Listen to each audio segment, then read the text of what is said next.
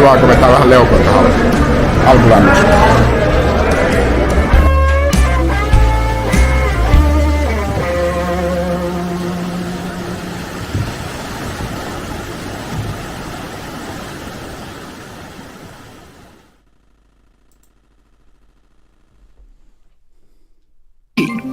Vinny Eastwood Show.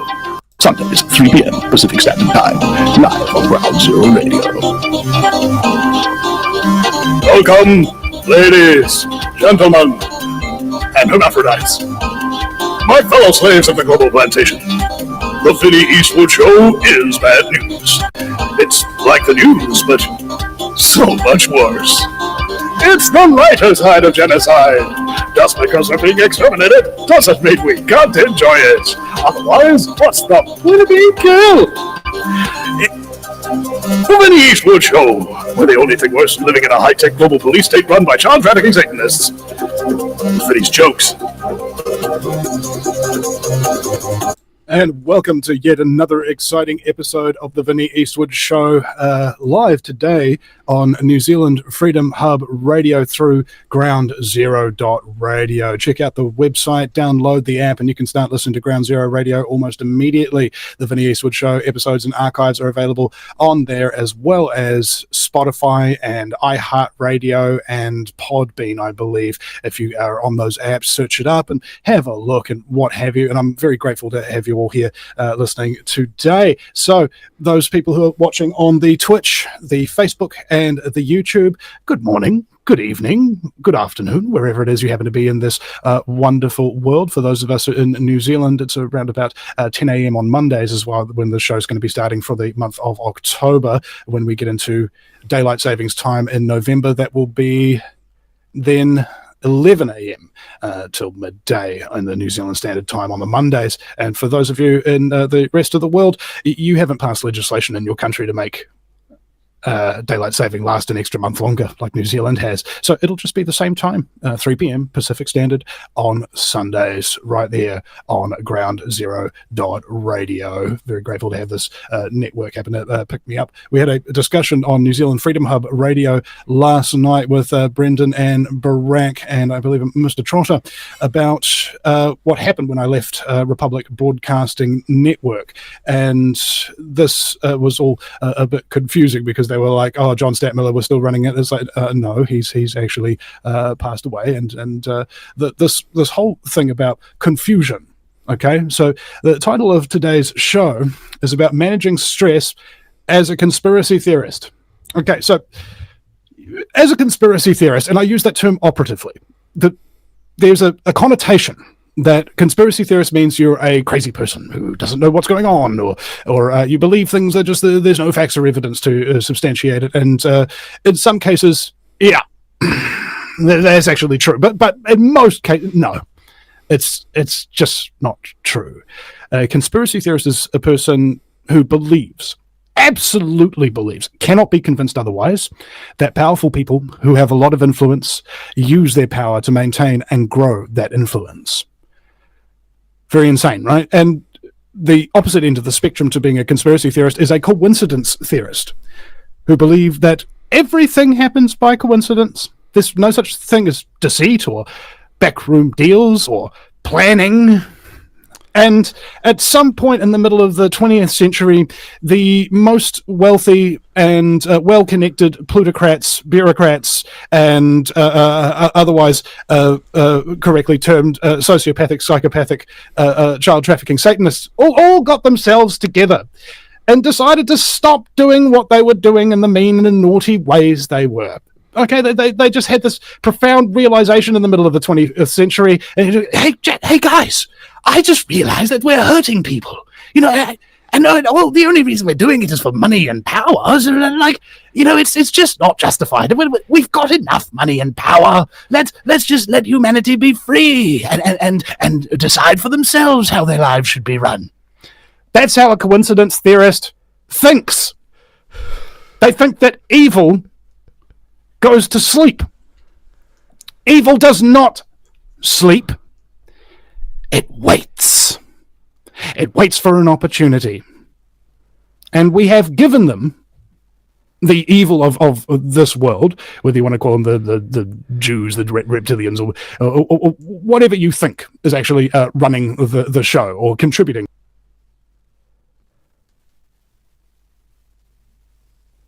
Yes, hi everybody, and welcome to see Riku Suoraan, which means in English Riku Direct.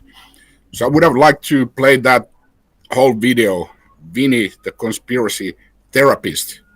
That's probably the go-to clip from Vinny I've seen that really moves me, and it's very strong with its message about what is the reality where we are, and when you wake up to it, it's really in depth. How is it to be the black sheep, pretty much, the only one who knows what's going on there, or at least knows that it's all a lie, pretty much what you see, and trying to tell it to other people, how it makes you feel, how you can pretty much treat it. We'll probably talk about those things here in this show today also. I'm coming to you from Mexico. Vinny is the Alex Jones of New Zealand, and so he's coming from New Zealand. And without further ado, let's get Vinny in. G'day, hey, mate. Brother. How you doing? I'm good. Looking forward to this. It's what you're gonna say. It's gonna blow my mind anyway. So I'm just gonna let you speak a lot, and that's how it should be, because you got a lot of things to say. And that intro video I put on, I'm gonna put it in the description, and I highly recommend everybody who's in the know of what's going on go through that video and see if you like it. Does it ring any bells? It's a great video, Vinny. Yeah, I think it's something Mark Passio taught me is you have to have your input, your processing, and then your output. You need to learn what you want to know, then you have to understand what you think you know, and then you have to understand it well enough to be able to teach it to others. And generally speaking, that takes what we talked about on a podcast before, the 10K. 10,000 hours of research, study, application of what you've been learning in order to figure things out. That's like bare minimum in order to have like just an idea, because we're talking about such a complex situation, right? Imagine you're a child, you're born into the world, you don't know anything. The only thing you know for sure is that you love booby. Right, and then you have to learn all the 100,000 other rules for how to live in a Western industrialized society. 100,000 rules, right? They say that on average. And in the conspiracy thing, it's more like 200,000 to 300,000 rules, because everything that you are doing, you have to know how to do it perfectly, and you also have to know the reason why you're doing it in addition to what you're actually doing. So this becomes a big challenge for the intellect, and don't mean to say that if you're not, quote unquote intelligent enough, that you can't get the general vibe of things, because one part of being a conspiracy theorist is you get tempted by the occult, the secret, knowledge that you can either A, keep to yourself and benefit from having a one-up on other people like the elite do, and everybody has this choice, or you can choose to de-occult that information and give it to others and give them the power of that knowledge rather than keeping it for yourself. They don't want it. They don't want it. When they first hear it, they don't want it. They hate you. Yep. The first rule of the ancient mystery schools who used to teach this secret information was stop lying. And that means lying to other people and to yourself. Right? And a lot of people, particularly artists and almost all the people in the truth movement, as you mentioned before the show, are musicians or artists of some description. And my music producer told me that artists, especially the good ones, are broken people. All right, people who have been through a lot. They've lost friends, family members. They've been in abusive relationships. They've had hard upbringings. They've been street kids. They've had businesses or ideas stolen from them and things of that nature. And that loss, that grief, that pain is basically your inspiration. Because if you look at a human being as basically, the definition of a biological organism is a organism that responds to stimuli. Right? There's the very basic definition. If you prod a cell with a needle or something like that, the cell will react to it, and it'll react to changes in environment. So the environment that's created people like us has been a fire. All right, and what happens when you put iron in a fire? It turns into steel, right? And that's what we've been doing. We've been steeling ourselves against the darkness, because darkness is something that, although very foreboding, cannot stand up to the light. As soon as light appears, every bit of darkness around that light will scuttle away. And that's what we're here to do. And that's why I believe humor is very important in this vein, is the meaning of the phrase to make light of a situation. If you're in a dark reality, making light is not a bad thing at all, and it doesn't mean you're not taking the source material seriously.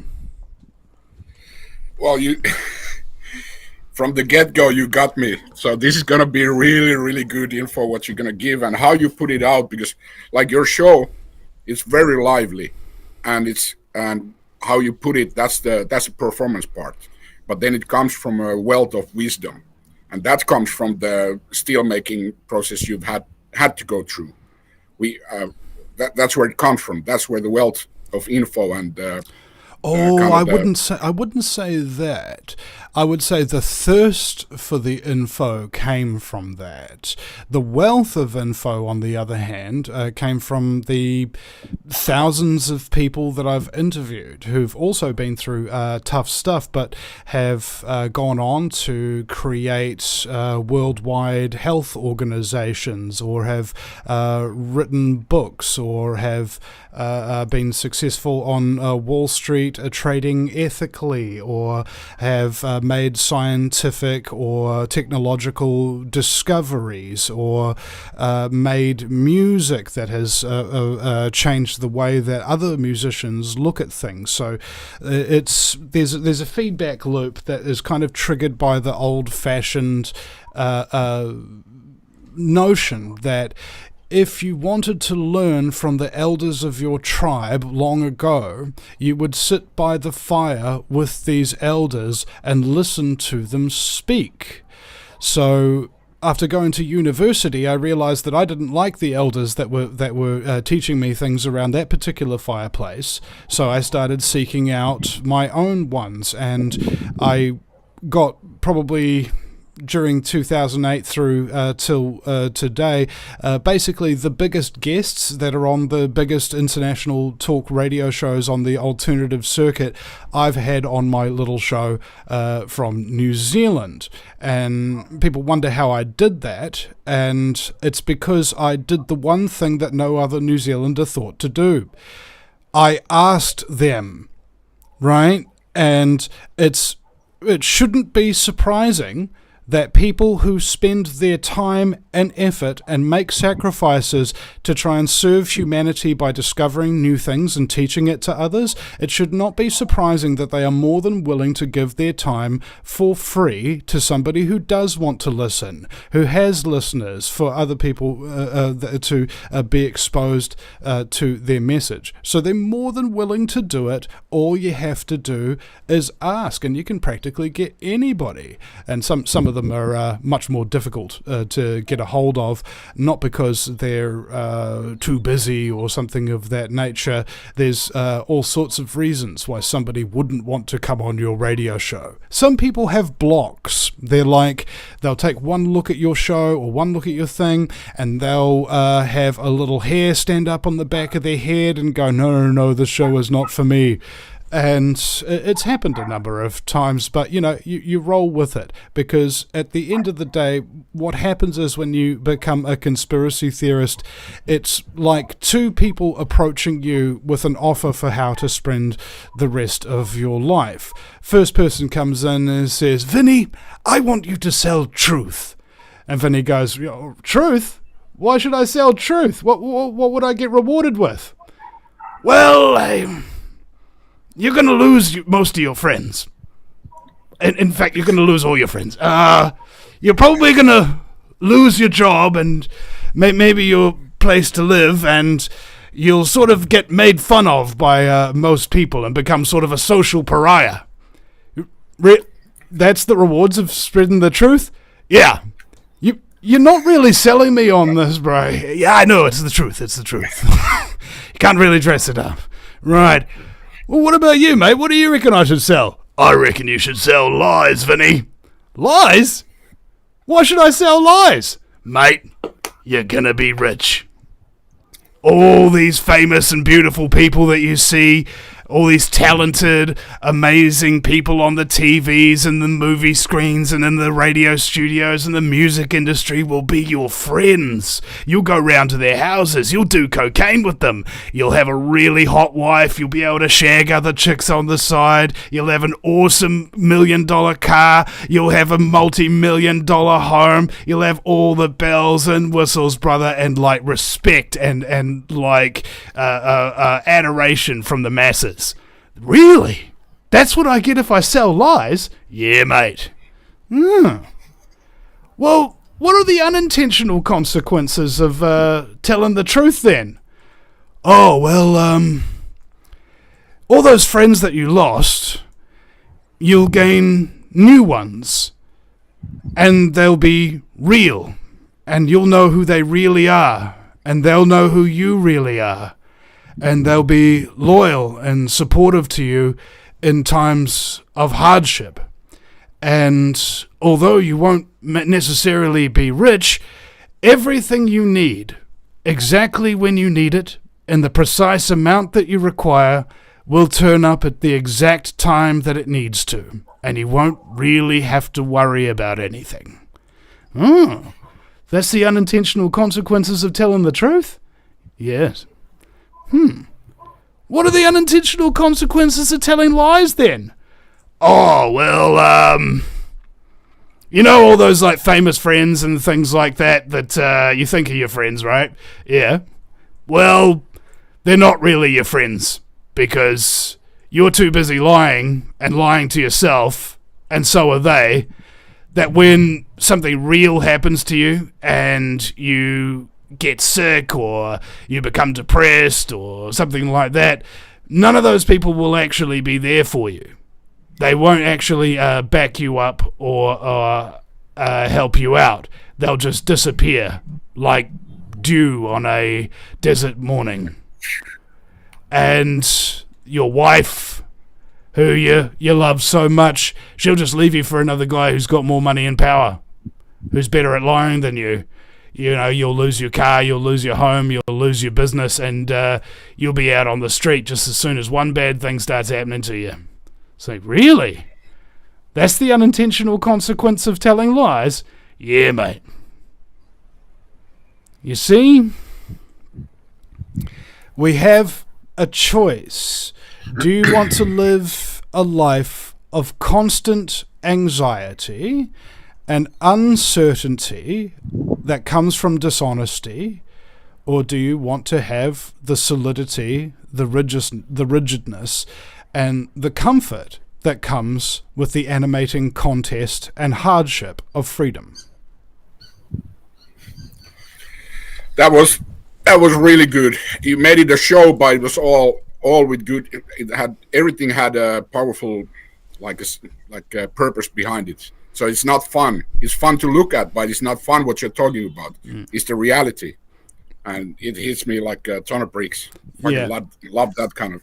Yeah. Well, there's only two things you can guarantee about reality. Guaranteed.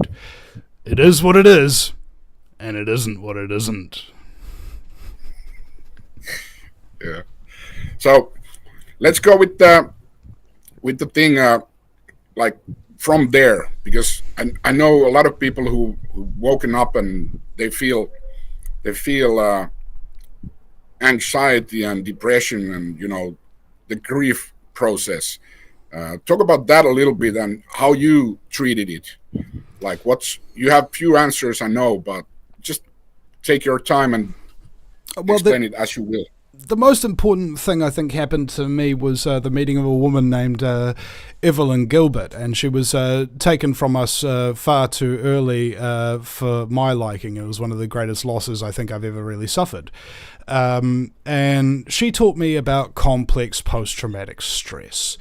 And basically what causes this, it's different from post-traumatic stress. Post-traumatic stress is something really horrible happened to you this one time, and anytime something similar to that happens, you will get what we call triggers. Your nervous system will start to tense up, adrenaline will start pumping, and you can have panic attacks or screaming matches or rage and things of that nature, because this is a survival mechanism.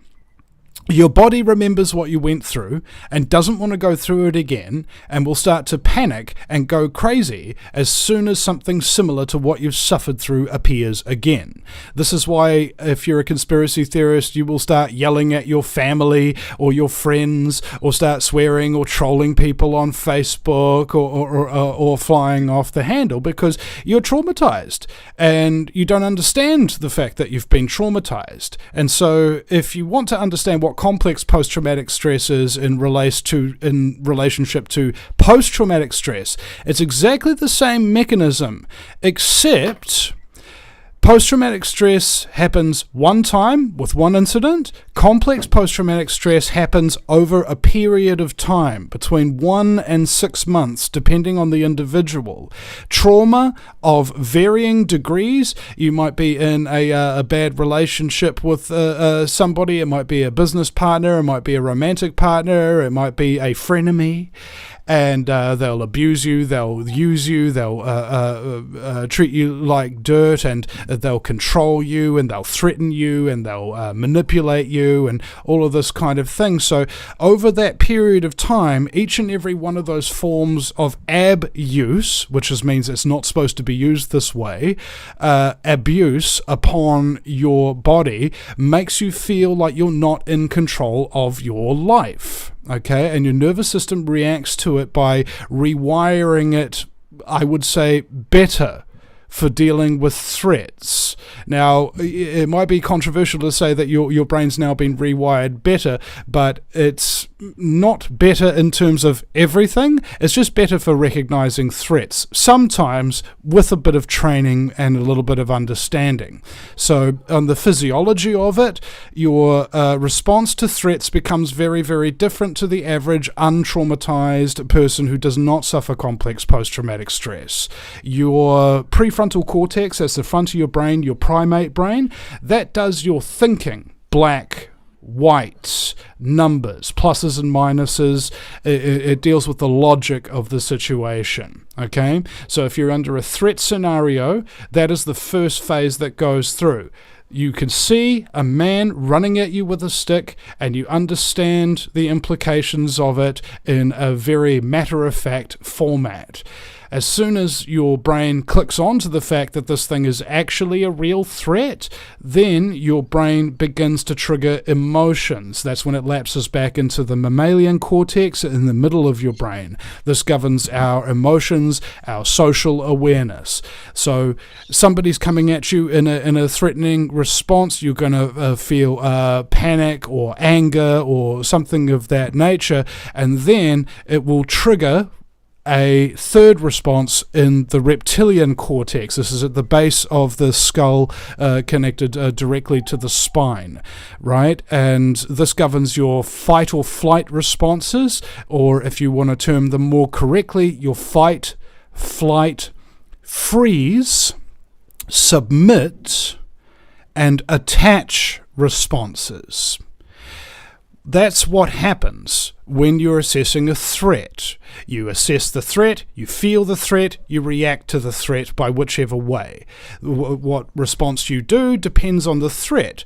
If you can beat them, you fight. If you can't beat from them, you run. If you can't run away from them, you freeze and try to hide. If you can't freeze or try to hide, if they've got you and you can't get away from them, you submit. And if they've got you for a long enough time and they demand certain things of you, you will begin to attach yourself to your abuser. All right, these are all our threat responses. Now, that is a normal, healthy way of dealing with threat responses. Complex post-traumatic stress, on the other hand, as soon as you see the guy running at you with a stick, you immediately go into reptilian cortex mode. There is no thought, no emotion, just reaction. All right. Now, the reason why I say that this is better for survival is often a matter of a second, maybe even less sometimes. If somebody is threatening your life or the life of your family, and you can't immediately bypass your emotions and your logic and just kill it or get away from it, that kind of thing, you're going to die, right? So conspiracy theorists, I think all of us suffer from complex post-traumatic stress. That's why we appear to be so freaking volatile, is because the brain can't differentiate between what it is seeing and what it is remembering. So if you are seeing something that triggers a memory of something bad that has happened to you, you will react as though that thing that happened to you is happening right now. Okay, it's an overarching threat. It distorts your reality, essentially. So this is what we've got to do in order to process these emotions and process these thoughts. It's called cognitive behavioral therapy. If you're having a response to a threat, you need to re-engage the prefrontal cortex. Why am I going into fight or flight mode right now? It's because I feel threatened. Why do I feel threatened? It's because this reminds me of something. Is that thing that I'm reminded of actually happening right now? No, it isn't. And then suddenly, threat response comes down, heart stops beating so fast, adrenaline stops pumping, and you return to being able to think and feel rather than react. Now, this takes a lot of training. All right, I don't know how long I've been doing it, but I still ain't got all the bugs worked out. I can still fly into these raging kind of states and things of that nature. So it comes down to the point of self-therapy. And as we talked about before the show, everybody is an artist, right? In this movement anyway, almost all of us. And, well, the good ones anyway. And what happens is with an artist is my producer told me that all artists are broken people. Okay, and my theory is that the reason why artists create art is for two reasons. Number one is for the therapeutic nature of it, and the other is because of the inspiration that bore it hence. For example, if you're a musician, the chances are 100% that you've heard music before, and you've been inspired by it, and you wanted to do it yourself. Same with filmmakers, talk radio show hosts, digital artists, painters, so on and so forth. They've seen stuff by other people that made them think, oh, that's cool, I want to be able to do that. And so that is probably one of the most important points about creating your art, and this comes down to the fact that you're a fifth dimensional being, right? In terms of the structure of reality, I mean, it's said through string theory that there's 11 different dimensions, but we can't identify or really measure anything above the fifth or fourth, really. But to just basically break that down, first dimensional existence is a dot.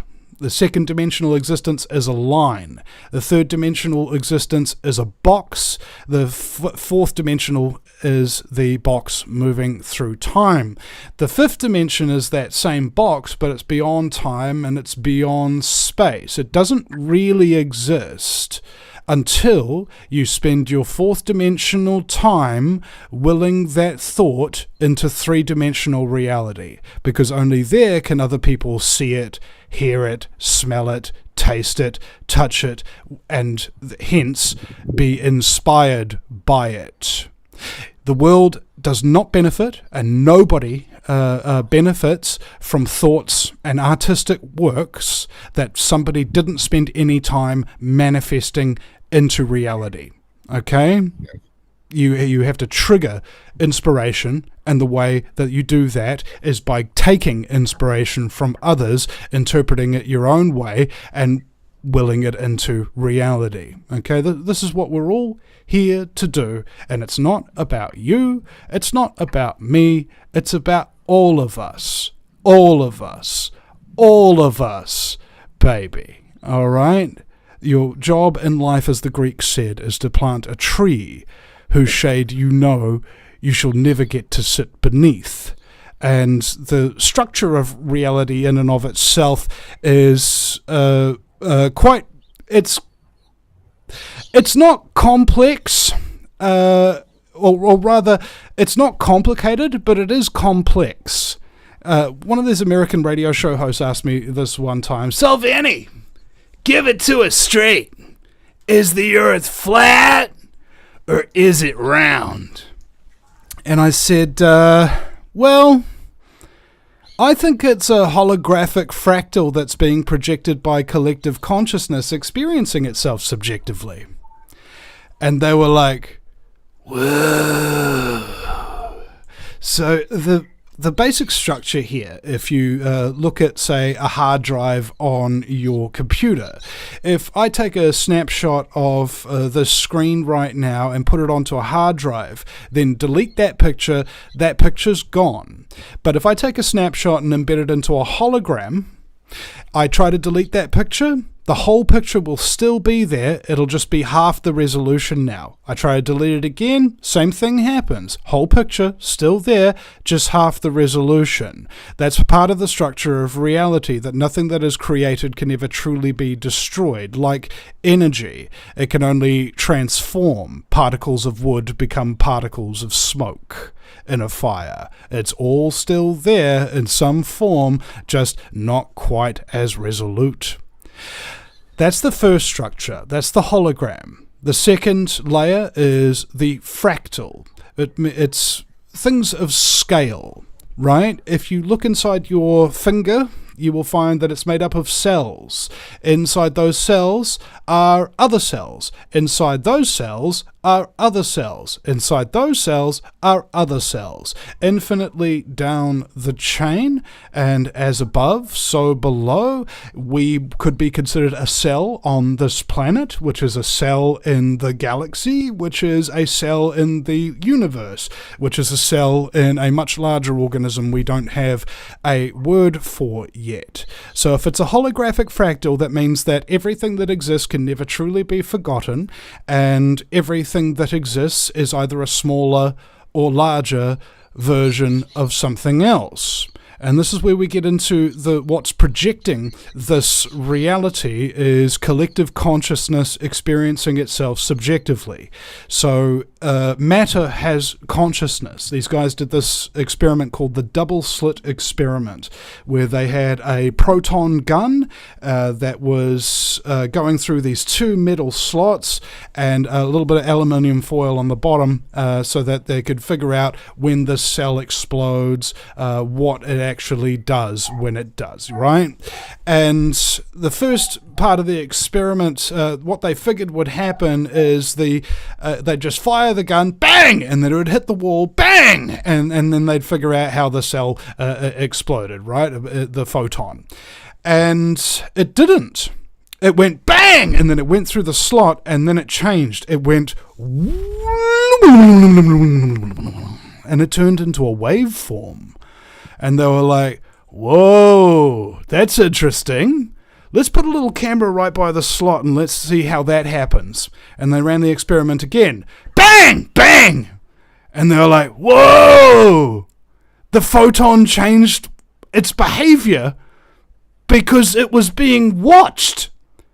It's like an artist. It got stage fright. And if a photon has consciousness that can respond to stimuli, that means everything has consciousness, from photons to electrons to morons, all of them, maybe lesser or greater degrees, but it is consciousness nonetheless. And it's all responding to each other. It's all responding to observation and interaction. So that means everything you do, everything you say, and everything you look at has an effect on everything that sees it and hears it, right?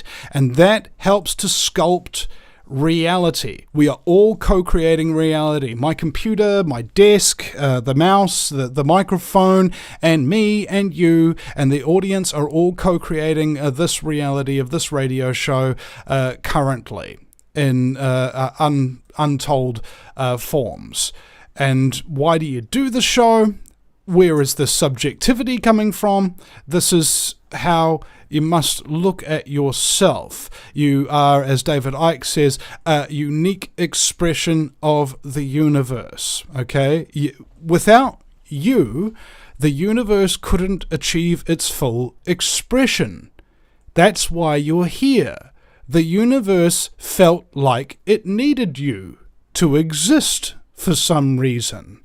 And it is your job to find out what that freaking reason is. Not to distract yourself for your entire life having fun. No! Work that is important isn't always fun. It can be. Sometimes. But that's what you make of it. Real work, traumatizing, it's frustrating, it's depressing, it's weakening. These are the sacrifices that must be made. And it's the same thing with your physical body as with your mind and with your soul. If your physical body doesn't go through pain and working out and things of that nature, what happens? The parts of your body that should be strong and powerful atrophy and die and collapse into entropy. And the same is true of your creative works. And that is why a lot of people who are creative in their heads but don't spend any time willing any of those creative projects into the universe are constantly watching other creative people's works and criticizing them and being resentful of them, because that artist is lying to themselves. They are falsely believing that other artists are just making stuff wrong, and by sitting there and stewing about it, you somehow make things better. Not true at all. A lot of artists are critical of themselves. Like, for example, I had a realization the other day that when somebody gives you a compliment, you're supposed to take it. You ever realize that? If somebody says, like, Vinny, you're the life of the party, man. The dancing you're doing is great. I was like, oh, we've got to talk to this guy. Instead of going, yeah, I know that I'm awesome. I know that I'm fantastic. I know I work really hard and stuff like that. You're not taking the compliment, are you? You're trying to justify it. You're trying to explain it away. And so thus, instead of just going hand on heart, oh, thank you, the validation that comes from compliments doesn't actually process. right? You don't actually feel the validation. That's why you should never make excuses or explain something away or why something is if somebody gives you a compliment. Just take it and incorporate it into your soul and nourish yourself with the self-esteem that committing esteemed acts grants you. There were so many things, but the waking up, the feelings, and how you describe that is very accurate. I can attest to that myself. Everybody who's actually been there and didn't find any other rabbit holes to dive into and just kept on furthering themselves through that pathway of kind of where it takes you, not going into distractions, in my opinion, like religions of whatever religion, New Age, Christianity, whatever. That's the exact feeling. That's how you put it. It feels close to me, close to my heart, and I feel it. What do you think about how do you get to this kind of if you need some help in as you're waking up and you're feeling confused? How do you feel about mushrooms or similar?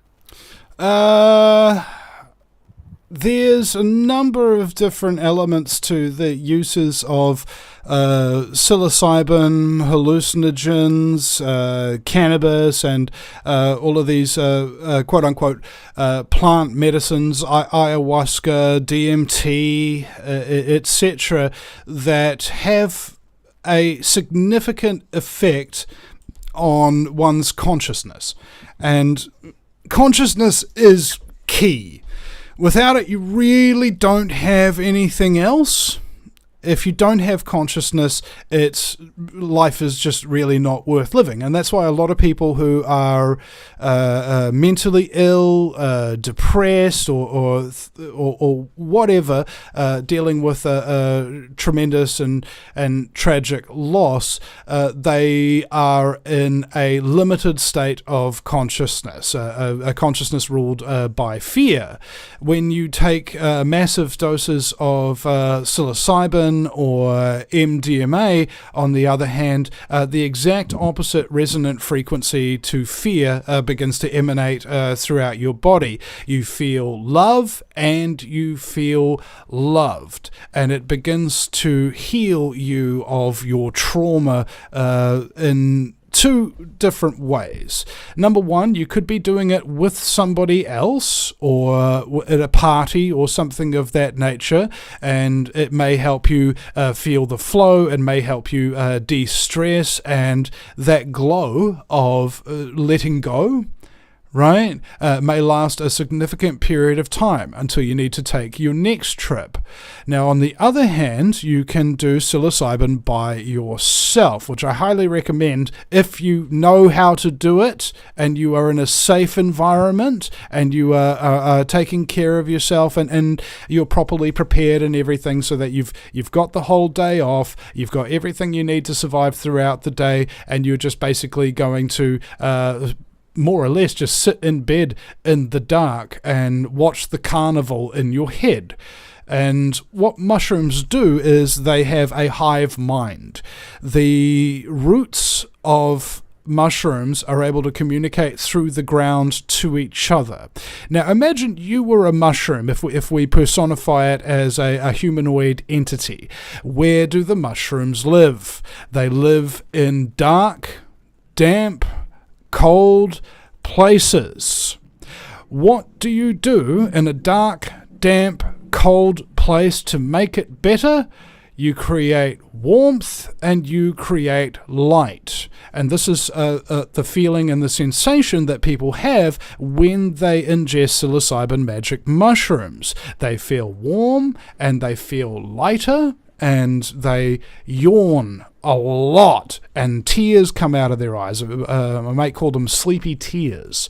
And I think that there's a possibility that what this is doing is this is relieving all the tension that's going through your body from all the darkness that you've been through, your dark thoughts, your dark experiences, things of that nature. And the mushrooms are trying to bring light to it.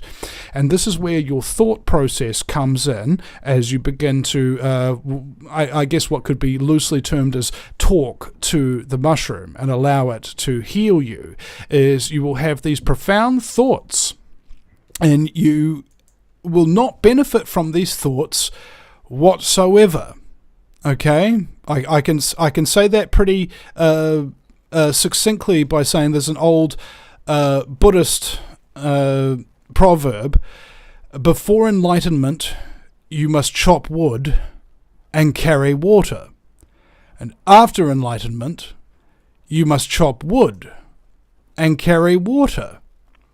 So regardless of the profundity of your realization, whether it be the reason why you don't have a good relationship with your family is because they were being traumatized at the same time that you were, and that's why your family couldn't look out for you because they had to look out for themselves, and that's why you're not close. Or the damage that you've done to other people in your life that you've let down and the tremendous guilt that you feel from it. These are important realizations, but the realization itself doesn't do anything. If you've had these realizations, no matter how profound they are, you then are obligated to work on them, to do something to change them. That way, that realization becomes something more than just a thought in your head, as I explained before with the manifestation of your thoughts into three-dimensional reality where they actually have value. So, yes, doing mushrooms and MDMA can therapeutize you, at least for a little while, if you're just doing them while partying and dancing the night away and having a good time, and you will establish that glow. But again, during those nights, you will often, because the mushroom has a hive mind, you'll often run into other people who are on mushrooms at the same time. It's quite extraordinary. And generally, those people will have things to teach you, lessons to tell you. And again, it's either you're getting these realizations and these thoughts while you're doing the mushrooms by yourself, or you're getting given them to other people, or by other people, kind of thing. And you have to work on those too. So it's about intent.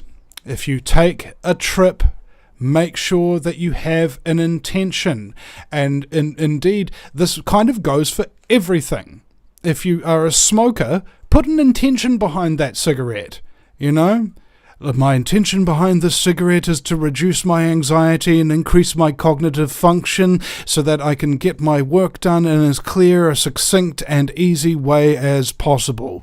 You have the cigarette and then it imbues you with those things. Much like how Christians bless their food and they say a prayer and afterwards they say Amen. There was a study conducted that measured the nutritional absorption of food by the human body by people who had blessed their food and those who hadn't. If your food is blessed, your body gets more nutrition from it. So you can get into that practice. I haven't kind of nailed that one yet. I'm just blessing basically everything that you do. You know, bless this coffee, whatever it may be. And I think it's about self-worth. All right. There are a lot of people with a lot of bullcrap out there, and you don't need them. All right? You don't need them in your life. They're negative people. If you, for example, people. Yes, and there was another study conducted where they were looking at the effect on productivity of a negative person being added to a positive group. So they had 6 people in a group, and over the course of the study, they would average out their level of productivity of these 6 positive people working together on particular problems. Then they took out one of those positive people and added one negative person in. Somebody who argues, somebody who complains, somebody who doesn't get it and says that it's wrong, that kind of thing. It doesn't come up with... Bad mouths other and, all that. Yeah. Bad mouthing and, everything that creates tensions. Well, not just tensions. The effect on the productivity that was measured was minus 40%. All right? As in, you're only half as productive if you've only got one negative person on the team. Okay? Keep them the hell away from your operations. Don't let them in. They're going, no matter what good work they do, no matter what skills or talents they seem to have that might be useful, overall, they're going to bring the productivity down of everybody by nearly half on average. They are not worth it. And so these people need to get their shit together. Quit whinging, quit moaning, start creating, start thinking, start working, and stop bringing everybody down. Well, one of the things that I picked up and kind of interpreted like this, that if you know something that is useful to other people and or should be known by other people, that you don't benefit for yourself in any way or form as of that moment, but it's good to do anyways, and that skill, you have that knowledge, you need to bring it out. So you need to perform. That's the artist. You have to create. So it doesn't matter if you know a lot of things, you have good tunes in your head or whatever, you have good ideas in your head. If you don't bring them to the table and present them to other people, they don't matter at all. So you have to be brave enough to perform with the ideas you have. And even though they're not liked by others, but they are influential in general knowledge or consciousness, whatever. Because we're talking about this conspiracy. I don't even call it conspiracy theories, because I just call them conspiracies. Hidden knowledge. Let's put it hidden knowledge. And we have that. You need to put it out, or otherwise you're not helping. You're not doing anything. And you don't deserve any recognition either. It doesn't matter what you know if others don't know what you know. Yeah. That takes courage. Yes, it does. And that's where what the word encourage means, to give courage. Right? And so it reminds me of the Milgram study, where they had somebody from Harvard University wearing a white lab coat telling people to electrocute this person on the other side of the smoked glass. They couldn't see the person, but every time that person got a question wrong, they'd electrocute them, up to the point of even death. They had actors playing the people being electrocuted, and they found that 90% of people, just because an authority figure told them to do it, would go to the point of killing another human being. And about 10% in the study, on the other hand, absolutely refuse. They say, no, I'm not doing it. All right? And this was quite interesting, because that is the most popular part of the study that people reference, is the submission to authority. But the second part of the study has been far less publicized. What they did is they took some of those 10% who successfully resisted authority, and they showed them doing it to the next people coming into the study. And an amazing reversal happens. About 100%, nearly 100% of people, when they see somebody else successfully resisting authority, they are encouraged and have the courage to do so themselves. That's why it's important to resist tyranny and authority wherever you see it in any way, because you never know whom you might encourage. And that is why the New World Order comes down so freaking hard on people like me, because of the threat that we pose, not necessarily because we're one person who is a threat, but because we're one person who can manufacture many, many threats to their agenda via inspiration and encouragement. Well, that 10% there, that those 10% of people, those are leaders, and it's not that it's not the leadership of what we think, and it's definitely not the leadership that school teaches or the police have or armies have. Like it's not rank based, it's moral and ethical based leadership. That's the actual leadership, and that can create other leaders. That's what I'm big proponent of, to tell people. I tell them very harshly. I do it myself, and then I tell others, you have to do it too. You have the info, and then you hear all kind of explanations why they don't want to do it and why they don't do it. I just tell them, yeah, well, if you want to be a leader, because everybody wants to be something. If you want to be a leader, this is what you must do, young Padawan, whatever. This is what you have to do, and it's very simple. It just takes a little bit of courage, a little bit of balls, and once you do it once, you get encouraged to do it more, and then next time you do it more, it's easier, and you go further and further with the with the kind of, you show more and more of yourself to the universe, and you become more of your purpose, and your purpose is probably not for you, for yourself, but it's for everybody else, and that's the purpose of man in a way. Yes. Be helpful to others. Well, yes and no, because Spider-Man was told that with great power comes great responsibility. And I think they've got that the wrong way round. I think from taking great responsibility comes great power.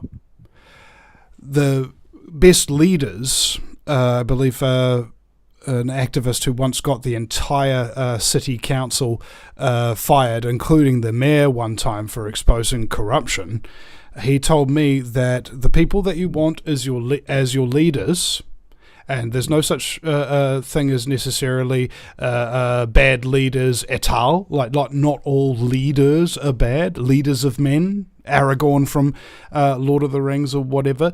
But Russell said to me that the leaders you want are the ones who have a track record of self-sacrifice for the good of others. Honor, loyalty, discipline, self-sacrifice, courage, valor. These are the qualities that used to be instilled as, I think, a requirement in the men of old, rather than today's society, and I believe throughout time many reflections of the same dynamic has happened.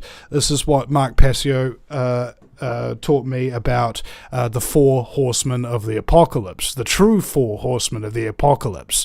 Let's say you want to be a leader, you want to be courageous, you want to do something that changes the world and makes it a better place. There are four reasons why you won't do it: apathy, ignorance, laziness, and cowardice. All right? Every single time, I guarantee you, and I'm guilty of it too from time to time, you just don't want to do something because you either don't care, you're too freaking lazy, or you just don't want to know, right? That's the thing. That's what destroys societies. People not taking responsibility for reality and the shaping of it. Do you think people listen to others enough in this world? Like if, like we're talking about the pussyfooting around important stuff, and many people try to hush you because you don't belong, and that's what we all know who've spoken against the like the masses. Well, People around you start pussyfooting around the subject, and they want to hush you. So what yes, do you? it's one of the tactics of cult indoctrination, right? Cult indoctrination is very simple. If you're part of a culture, what is the first syllable of that? All right? What is your work culture? What is your school's culture? What is your nation's culture? All right? And how is it formed? How do you form a cult? And later on, as the cult has been gone around for generations, it ceases to be a cult and it starts to become a religion, right? It's just the way things are. So, cult indoctrination. Let's say, for instance, you are a little child and you've known nothing but mummy and daddy's love, and you've been able to play and be free, and then you get sent to a cult indoctrination institution. You are isolated from your family. You are traumatized by the process itself. You are sleep deprived because of the time that you have to go to that particular location. You have to endure repetitive, mindless tasks. There is a central authority figure who you must obey, a central doctrine that must be repeated, and getting to your point earlier about the people who don't want to listen and tell you to hush hush, the job of the cult member is to ostracize and henpeck anybody who speaks out against these important cult indoctrination standards. You can add on to that fluorescent lighting so you're not too awake and not too sleepy, so that your brain is not fully processing what it's seeing. Nutritional deprivation, that's why a lot of the places where you have to go for lunch from work don't sell highly nutritious food. This all, if you combine all these techniques, the brain can't help itself largely but submit or go into a fight response. All right? And some people attach to it. So everybody reacts differently. I had a very hard time in school. I got suspended 17 times from Waiheke Island High School. Okay? You could tell that I must have been suspended a lot because because of my mouth, and that's again going back to what I said earlier about what does telling the truth get you. You see, and what it gets you is what I call panhandling friendships. So panhandling is how you get gold out of a river, right? There's little nuggets somewhere in the mud, somewhere in the sand, and you get a whole plate full of this mud and sand, and you swirl it around with water to wash it off, and eventually you find those little bits of gold nuggets at the bottom.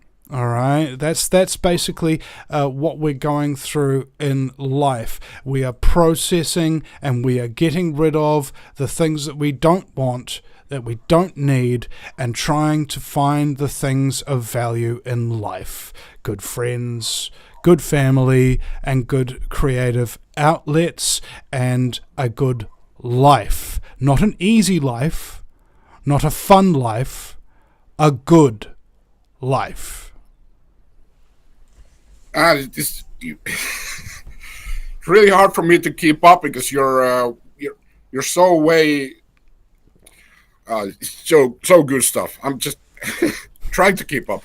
Well, before we go to the next question, because it's my favorite question, because it's a very open-ended, but I want to thank the friends I have, and they know who I am, and they let me be who I am, and they pretty much, almost all of them are after I understood that we're living in a fake society and everything. But these people are my rock as far as my friends go. But my wife, thank you, and my children, of course, my dog, and people like you, because you set the example for me to get even better at what I do, and we do the same thing. We just do it with different personalities. And what you're saying is resonating in me, and I'm not a new age hippie. But I just used to resonate to kind of interpret my feelings to this discussion. Yeah. Well, it's a scientific thing, and I recognize this when who was it? Steve Hughes, whom I consider to be the world's greatest living comedian after the deaths of Bruce Hicks and Carlin, of course. He was like my mate Mike, for example. He was my guitarist for many years, and he's got a great sense of humor like me, and we always have a good time together.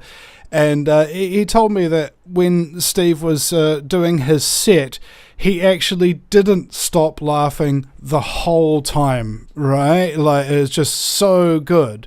And I talked to Steve afterwards at the Comedy Classic in Auckland here, and we had this discussion about it. And number one, first thing I noted was that he is embedding a carrier signal in his words, right? Like a resonant frequency. As Tesla said, everything is frequency. So let's say frequency number 1 is fear, frequency number 2 is love, or frequency number 3, whatever. And so he's able to embed in his words the exact frequency, and it embeds into your mind and you interpret it. So you're not actually listening to the words. You are seeing them and feeling them and being affected by them, by the resonant frequency that's embedded within it. This is why words are so important. The Buddha said that the world began with a sound, a sound, Om, right? And the Christians say that it began with a word, okay? Because these things that are expressed auditorily can affect the resonant frequency of the people who are listening to it. There's, for example, if you're a musician, there's an ancient instrument tuning clockwork thing that you can use called Yar's musical scale, and it is kind of like an embedded clockwork spiral of all the different frequencies that can be produced by instruments, and it lines up what those frequencies are with what feeling is associated with that frequency. So if you tune your instrument correctly, you can deliberately make someone feel the exact emotion that you want them to. That's how important music and words are. Music activates, unlike anything else that's yet been discovered, activates all areas of the brain simultaneously. Dance operates all areas of the body simultaneously.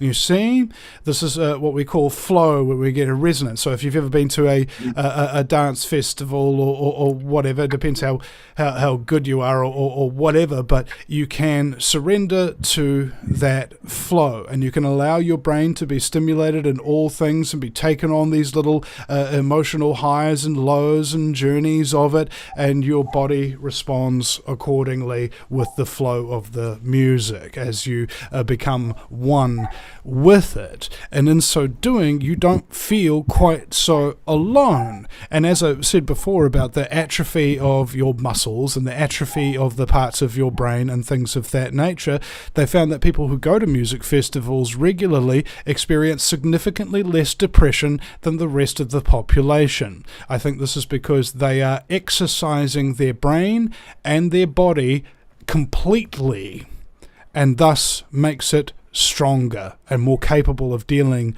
with stress and depressing issues. I didn't know this. I've always been kind of, okay, here we come. I have my prejudices. So I've always been thinking that I've done some dancing, never done any singing, but I've some dancing done and listening to music and all that. I was performing on stage in Mallorca, Spain in 2001 as a hotel entertainer. I liked it a lot. But nowadays I've been just the dancing and listening to some kind of, okay, here we go. This is my apology to all the New Agers. I didn't understand this, but now I do more.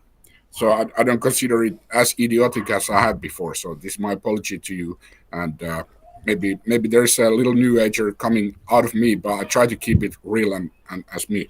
Well, so, New Agers suffer from mental illness, I believe, because they think that they only live in the higher realm and they forget the three-dimensional. You see? That's mentally ill. If you think you only live in the 3D world, that's mentally ill, all right? Non-mental illness, if there is such a thing, is being able to accept and operate effectively within both realms simultaneously. All right? Like, I may be very tired right now, but I've got to do this work and this inspiration is coming, so I am going to forego my 3D needs in order to manifest my 5D thoughts, right? This is two things working congruent. I feel very angry at this person, but I realize that they were being a dick to me because they just broke up with their girlfriend, they just got kicked out of their house, and they just got their business shut down, and they found out that they've got liver problems, and so they were a little bit grumpy that day with me, so I'm going to forgive them. You see, just understanding how things affect people and beginning to accept them is really key. And I think I went to a festival called Resolution one time, and a lot of people said to me the exact same thing, which I thought was interesting, so I committed it to memory. You do you. All right? There's an old saying that the reason why I'm a libertarian is because I don't know what's best for everybody else. Yeah. You do you. That's good. I second that. And let others do you and them, and you do you. Yeah. Simple. I mean, it is very nice if she's beautiful and she is doing you. But anyway, go ahead. Let's go from, because this was kind of the part I wanted people to also know about you, that you have that depth. You can explain things that are, you have to be long time, how do you say, woken to these kind of things, and you can explain it like this. Like you said in the beginning, you have to then understand it completely to explain it. So this is the part you did that. Let's now go to the common threats that we are facing, and I would like to talk about the Wi-Fi radiation and perhaps the 5G. So let's jump from kind of the mind to the reality. And okay, all right. Just before we do, the reason why I'm able to explain things so succinctly is for two reasons. Primarily, practice. I've been a talk radio show host for 16 years, interviewing the best of the best minds, and the second reason is called the Pareto distribution. All right, commonly known as the 80-20 rule. You'll notice that you wear 20% of your clothes 80% of the time. That 20% of people do 80% of the work. That, and more importantly, 20% of the information contains 80% of the enlightenment. So if you have spent your 20s and your 30s, when you're capable of thinking the most creative ideas, when you've got the most energy, when you've still got your health, as I did. Most people get into talk radio in their 40s and in their 50s, right? I got into it in my early 20s. And because I have interviewed so many people who are so much wiser and have done all the work, they are able to give me the enlightenment in a very, very succinct, very, very fast fashion. For example, how long does it take you to read a book versus having a 2-hour conversation with the author? What will the author tell you that is important, and what will the book tell you that gives context, most of which you could probably forget about so long as you've gotten the point? And because you're able to interpret things, and I have lots of contradictory people on my show, people who disagree about different things and whatever, usually not together. Occasionally we've had debates and so on and so forth, but you get to see how things compare. Like, really, and you get to ask questions, and you get to interact, and you get to process. And because everybody sees one little piece of the puzzle, like say there's 360 degrees in a circle, and maybe you understand 1 degree, which is false flag terrorism, or another 1 degree, which is controlled demolition of the Twin Towers on 9/11, or another degree, like the effect on the human body and mind of cellular Wi-Fi radiation and things of that nature. There's still 300 odd topics plus that you still have no awareness of, let alone a working awareness. So if you have people on your show that have a working awareness of each of these points, you can start to get a much broader perspective to be able to see where the interactions are, how things work together, and this allows you to become enlightened via your understanding and your listening and interpretation to these things. As a talk radio show host, it's maybe about 30% about talking. All right. The other 66% plus is about listening. You've got 2 ears, 1 mouth for a freaking reason. Now, when we talk about Wi-Fi, just to follow on from your point there, sorry, there was a bit of a long-winded way of explaining it.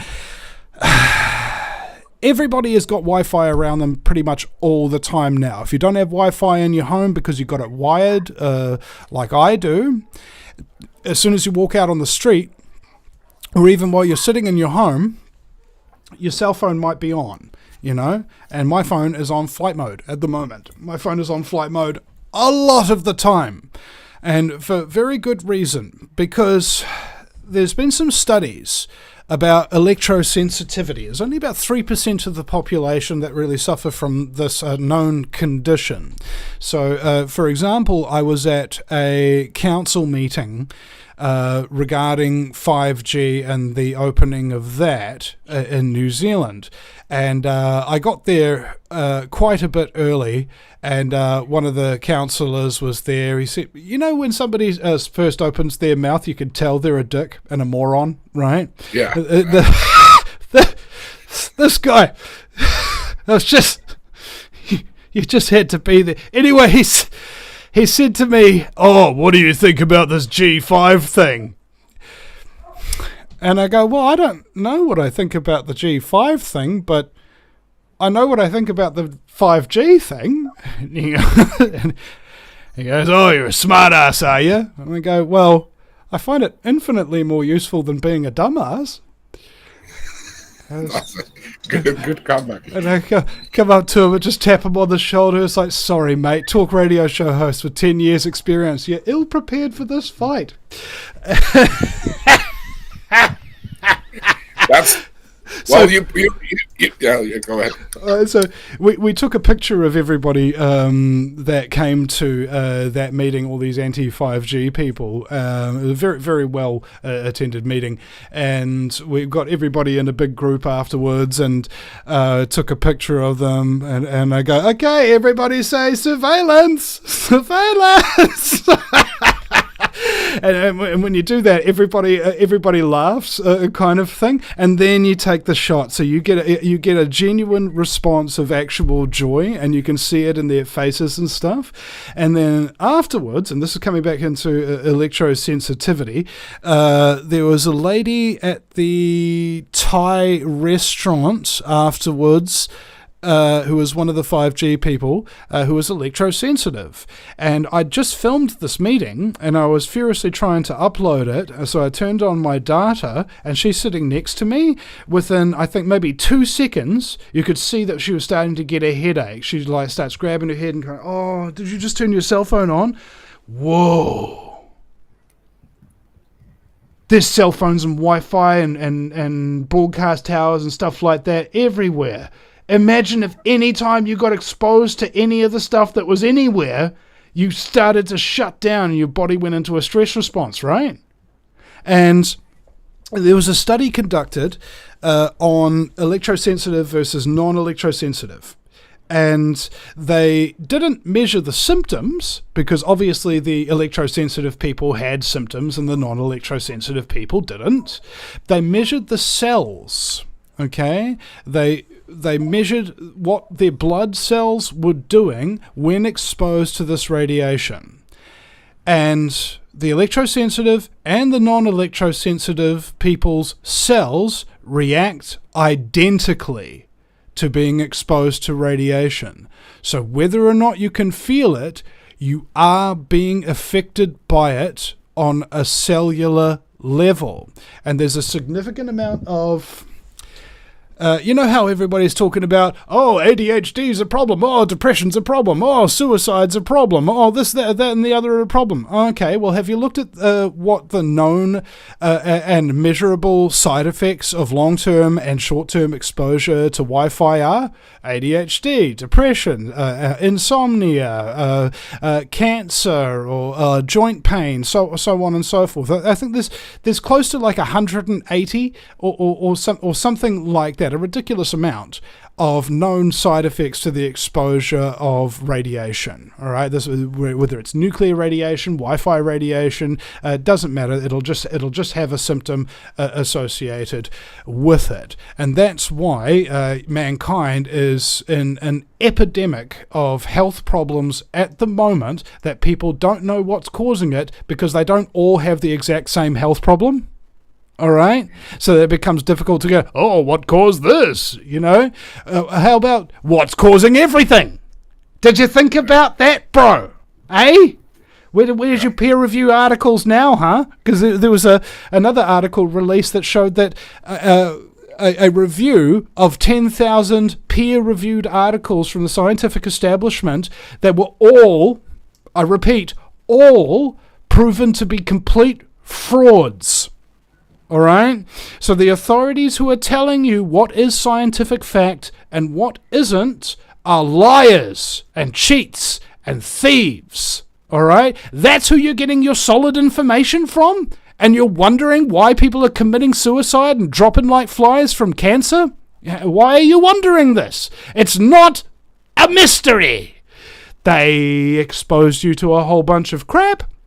And as soon as you became suspicious that some kind of the crap that you were exposed to was having some kind of effect on you and started asking questions, they come up with all this scientific evidence and gobbledygook which you don't fully understand, which placates you and confuses you and stops you from recognizing the simple obviousness of the truth.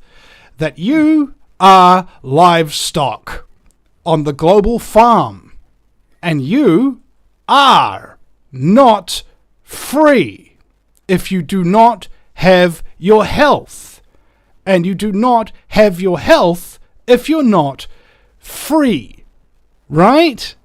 That's why the two are intimately linked. That was the creation of Health Freedom New Zealand by a lovely woman named Nicola Grace back during the swine flu pandemic in 2008, around about the time I started doing my alternative media thing. She said that your health and your freedom are intimately connected because without your health, you can't enjoy your freedom, and without your freedom, you can't enjoy your health. Very well put. I knew it's going to go like that, so that's why, because the Wi-Fi and the 5G are totally apparently unrelated, but they all are related. They're all related, and people want to separate these things from the consciousness or whatever we talked about before, but they all go together. Yes, it's like a small hillbilly town. They're all related.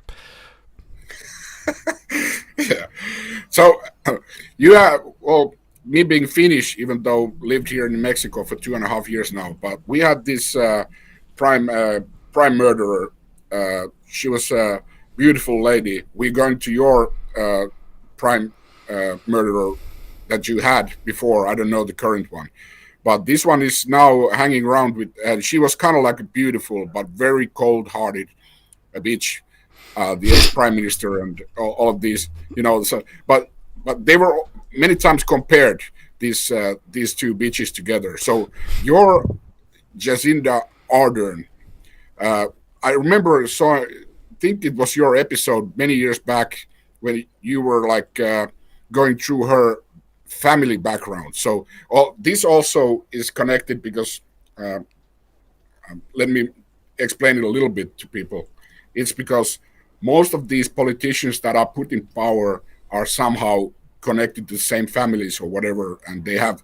So your Jacinda Ardern you know her family background, you can remember it still, like to connect the dots for people to stop fucking voting. It doesn't help. You need to understand what these people are. So can you explain that? Well, voting helps as much as not voting. It doesn't. All right. So what's problematic is that I'm an anarchist. All right, coming from the Latin "an" meaning against, and archon meaning controllers. I'm against having slaves for myself, and I'm against having a master. I don't like it. I don't like somebody being able to tell me what to do and me not being able to say no by the dictates of my own conscience. And what government means in Latin, coming from the word governe, meaning to control, and mente, meaning the mind. Mind control. All right? So if you ever have a conversation and say, I believe we need a government, you believe you need mind control, that you need somebody to control your mind because you can't do it yourself, huh? You don't strike that as being perhaps a little, I don't know, irresponsible! You freaking cunt! You just don't get it! You just don't get it.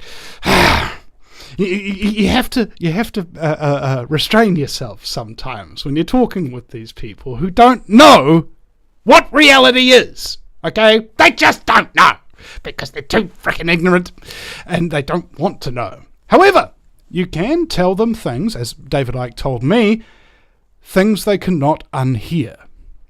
All right? I call it the information grenade. You pull the pin, you chuck it in, and it blows up in their face later. There was a conversation I had with Dr. Rima Labo, and she enlightened me as to the rule of 7. Statistically speaking, and they found this in advertising as well, that it takes 7 times hearing the exact same thing before you'll consider changing your mind on a particular subject. Right? So that means if you were the first person to say 9/11 is an inside job, you will be told, F off, you're a conspiracy theorist.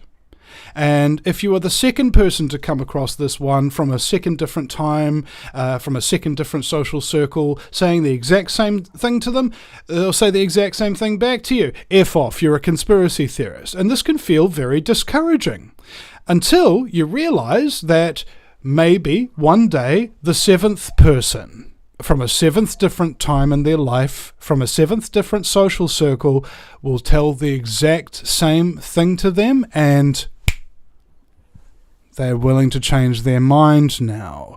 Don't take any emotional investment or responsibility in whether or not people believe you. Just tell them something and then walk away. It's not your responsibility to, quote-unquote, wake people up. You know, that may sound ironic coming from me, and here's what I mean by that. You didn't wake up because I told you. You didn't wake up because Alex Jones told you. You woke up because you did the work yourself. You did the research. You listened to podcasts. You watched documentaries. You looked and you discussed. You interviewed, you did all this work in order to obtain your understanding, and nobody forced you to do it. I wasn't standing behind you with a gun to your head. Watch Terror Storm by Alex Jones, or I'm gonna kill you! No, it didn't happen that way. You got curious, and you wouldn't satiate your curiosity by laxing to your apathy, by giving in to your ignorance, by submitting to your cowardice. Did you? And that is on you. That means that you deserve the credit. I have a lot of people who I've inspired to do radio shows of their own, and they try to credit me with the person who inspired them to do it, for creating their show and stuff like that. And while I may have been the inspiration, while I may have said on my show many times, start your own show. It's the last days of war, gentlemen. Get it done, because this is the last chance you're ever going to have to do it, to make a difference. And that has inspired people to do it. But they are the ones who do the work, and they are the ones who deserve the credit. Now on to Jacinda Ardern. believe she was elected in 2017, I think. And then a couple of years after that, we had what was known as what I call the Christchurch Mosque Massacre, where an alleged gunman allegedly entered a mosque and allegedly shot people. I say allegedly because it's illegal to investigate it. Okay? You can go to jail in New Zealand for 10 to 14 years for so much as engaging in journalism. Could you imagine after 9/11 that sounds like something that happened, so-called happened during the Second World War. Okay, but let's stick to that. I mean, could you imagine if after 9/11 it would become illegal and punishable by prison if you shared footage or watched footage of the towers coming down? Could you imagine if that was illegal? All right, could you imagine if it was illegal to make a documentary like Jason Bermas's Loose Change? All right, you see? That's how tyrannical New Zealand is, because tyrannical is a catch-all term for what we call in New Zealand an elected dictatorship. Okay? You know how there's branches of office, branches of government, people who have to do checks and balances, so on and so forth, say in the United States. In New Zealand, no. No, we don't have that. What we have is a Prime Minister's office that can draft and pass something like the COVID-19 Response Act, which made it illegal to stand within 2 meters of another person. I've got a conviction to prove it. Right, made various other sweeping powers that forced used police to force people off of Parliament lawns who had a legitimate protest, you know, that kind of thing. All of that stuff was passed at 4 o'clock in the morning, all right, with almost nobody there and no debate, and they just passed the most draconian legislation that this country has ever existed. All right, Nazi Germany wishes they had that kind of power. So with Jacinda, you talk about how people get into these positions of power.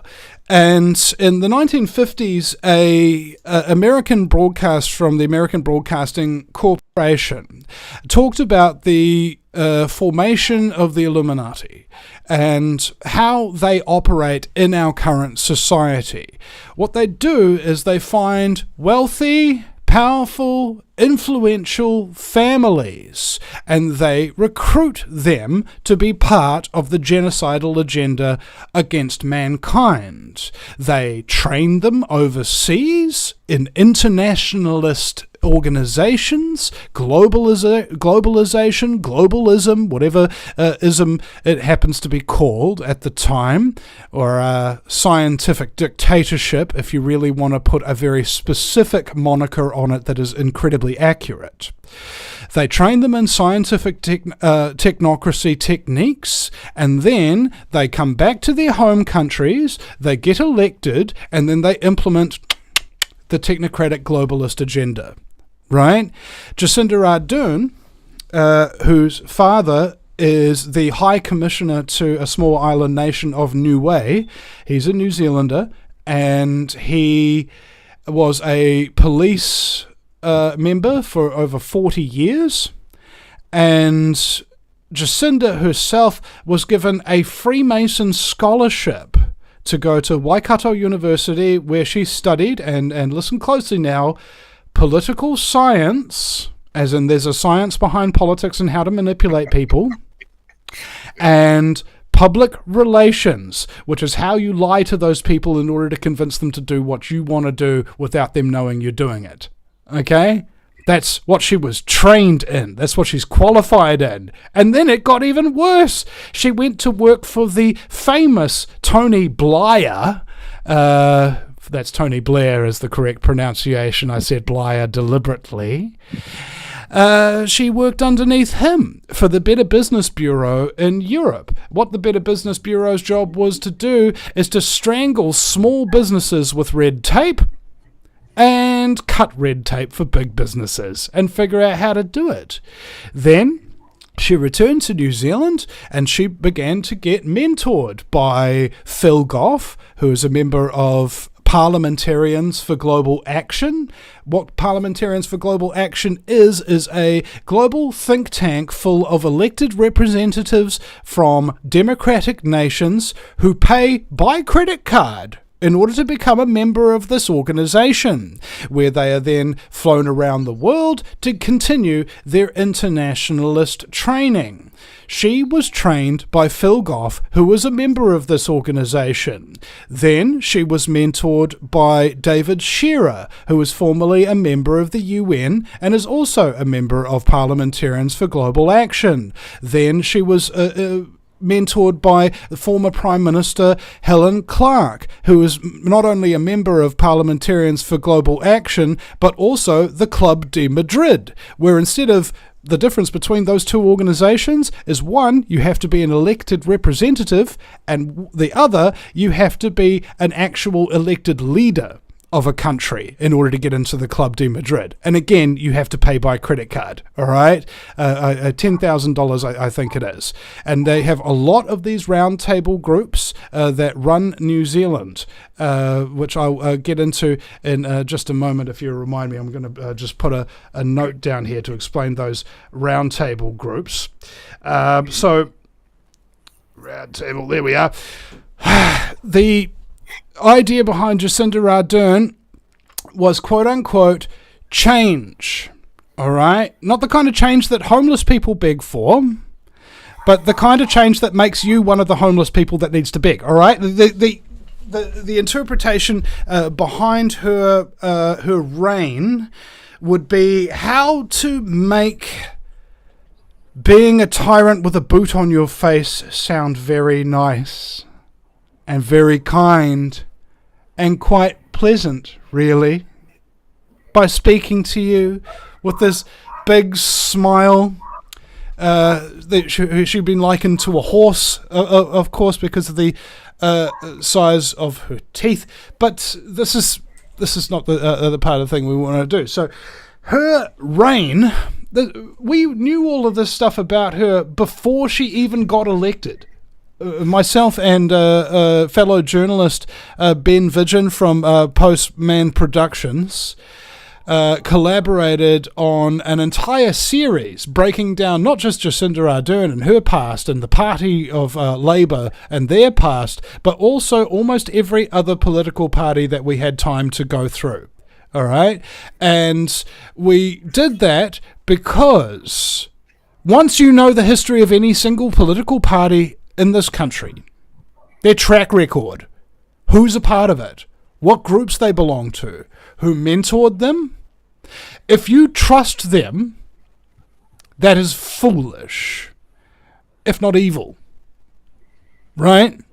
There's a lot of people who are guilty of unintentional evil, and despite the fact that the Christchurch mosque massacre is illegal to investigate, there's a lot of things that are public domain knowledge that you can investigate. For example, when she took the guns 2 weeks after that incident, she was just like, okay, everybody, we had a shooting, now we had to take all your guns. Because obviously, you know, private citizens having guns in a country that has, on average, maybe one murder a year, maybe two if it's a very busy year, maybe zero if it's a slow year. That's how many murders by firearms that we have in New Zealand. Suddenly, firearms are a big problem. We need to get rid of them all. And then what happens when you ban the possession of firearms by law-abiding citizens? The criminals keep theirs, and the people who they prey upon have no defense now. And so, just like in Chicago when they banned handguns, just like in New York when they banned handguns, just like in Washington, D.C., where they banned handguns, immediately after the legislation has been passed, murder rates start shooting up, so to speak. Right? And that's exactly what's happened in New Zealand. We've got, like, I don't know, something like a between a 400% and 800% increase in gun crime since banning guns. All right? So And what this does is it gives them justification to arm the police. All right? Arm the police, policing an unarmed population. Whose rules do you think are going to be followed now? The people's? Who've got no means of defending themselves against a tyrannical government? You know, this is why the United States has the Second Amendment. All right? The reason why you're not allowed an AR-15 assault rifle or whatever the hell is because, it's got too many bullets. You don't need that for just defending your home against one person. It's like, no, you don't. You need it for defending your home against an entire team of armed murderers who wear uniforms and say that they're there to help you. That's what you need those guns for, ladies and gentlemen. However, moving on from that, behind Jacinda Ardern in a picture was a book, a very important book, which if you don't have an awareness of, you probably should. It was called Quiet Weapons for Silent Wars. That was on her bookshelf. And it details a lot of exotic technologies that can affect the mind and can affect people's bodies. Even 5G, for example, is a weaponized platform. And as I told you with the frequencies before, you can make people interpret certain frequencies using music or whatever. These are mind control weapons that can make you interpret frequencies. Okay? You want everybody in a particular area, let's say one suburb, Orange County or something like that. You want everybody in that particular county, or even one street of people specifically, or even one home specifically, or even one individual specifically. You can tune the frequency and make them commit suicide, or send them into a massive depression, or make them have a psychotic meltdown, or something of that nature. This is crowd control weaponry. And as you can see behind me on the picture, I apologise for the radio listeners, we have a picture of the New Zealand police crushing the protest that New Zealand has held against the mandated jibby jabs. All right? And that is something everybody needs to be aware of. I got arrested myself, along with Billy Te Kahika, who was previously voted the third most popular choice for Prime Minister in New Zealand. He came out. Really? He came out speaking against communism. He came out speaking against the UN. He came out speaking against fluoride, chemtrails, digital weapons, Wi-Fi, manipulation, media control. I was very suspicious of this guy, okay? Because if anybody new comes on the scene, because I know about the 360 degrees of all the different topics and how they line in and things of that nature, I know that there's a very distinct possibility that although this person may tell me a few things that I want to hear, that they may not have the whole picture on the other things as I do, as I've been taught by my mentors and my betters.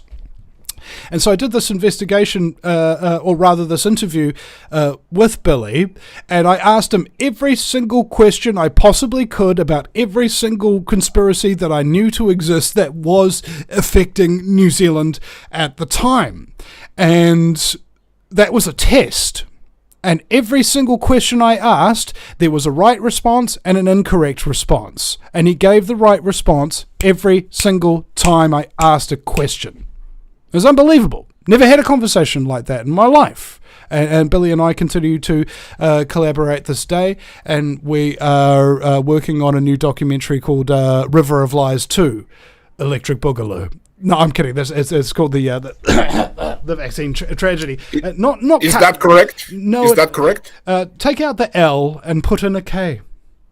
Okay. It's Billy Te Kahika, not Billy Te Kahila.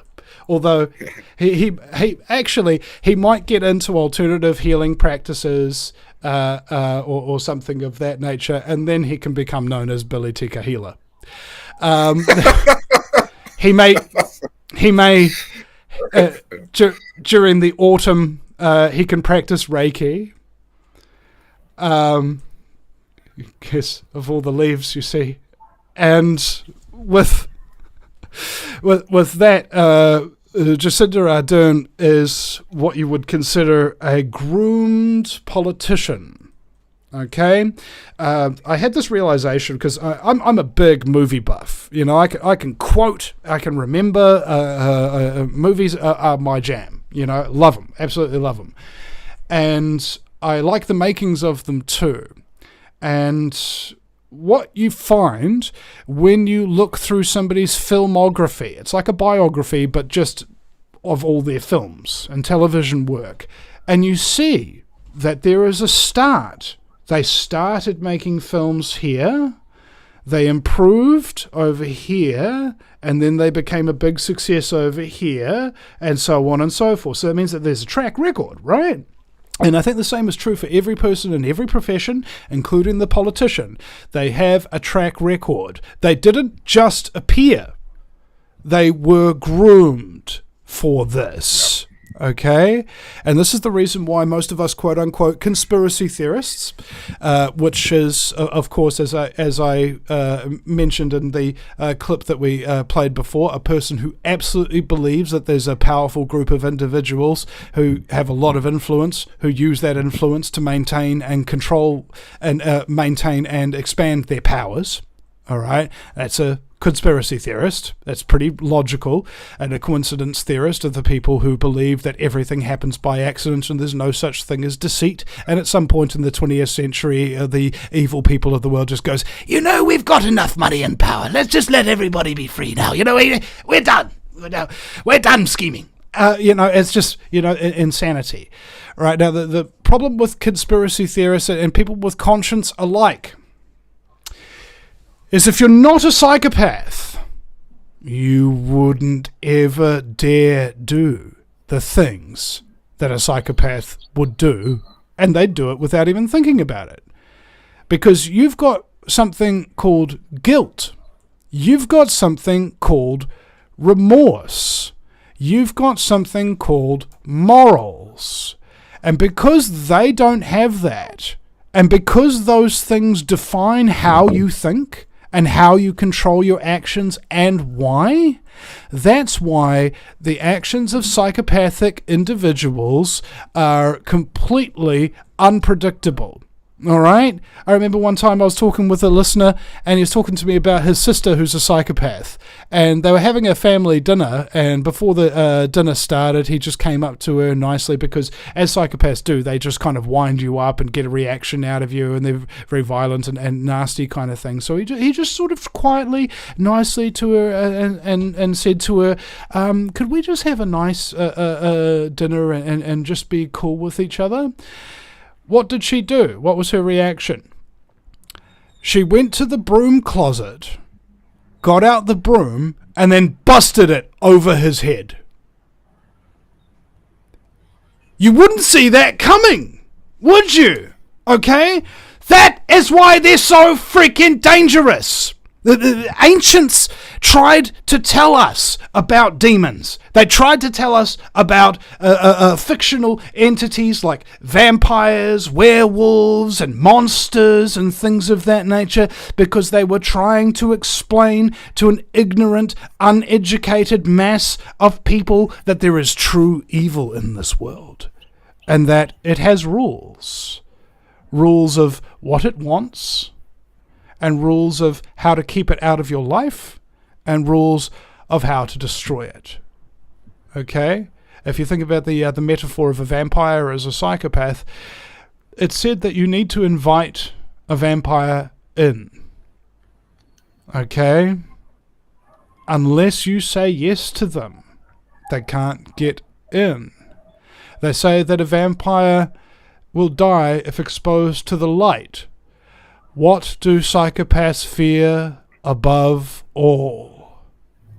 Being exposed. You see? What do werewolves do?